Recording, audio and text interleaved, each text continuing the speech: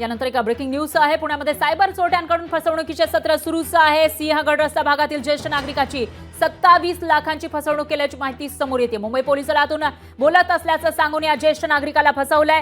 तर ज्येष्ठ नागरिकानं पर्वती पोलीस ठाण्यामध्ये याची तक्रार केली आहे। तक्रारदार ज्येष्ठ नागरिकाच्या आधार कार्डचा वापर करून पिस्तूल आणि अंमली पदार्थ खरेदी करण्यात आल्या अशी माहिती समोर आली आहे। या प्रकरणी पोलीस अधिक तपास करतायत। धक्कादायक अशी घटना म्हणावी लागेल। पुण्यामध्ये सायबर चोरट्यांकडून फसवणुकीचे सत्र सुरूच आहे आणि याच्यामध्ये ज्येष्ठ नागरिकांना शिकार केलं जात आहे। सिंहगड रस्ता भागामधील ज्येष्ठ नागरिकाची 27 लाखांची फसवणूक केली। मुंबई पोलीस दलातून बोलत असल्याचं सांगून त्याला फसवल्याची माहिती आहे आणि त्याचबरोबर त्याच्या नावावर त्याच्या आधार कार्डचा वापर करून पिस्तूल आणि अंमली पदार्थ खरेदी केल्याचंही कळत आहे। दरम्यान या प्रकरणात पर्वती पोलीस स्टेशनमध्ये गुन्हा दाखल झाला आहे। अधिक तपास सुरू आहे।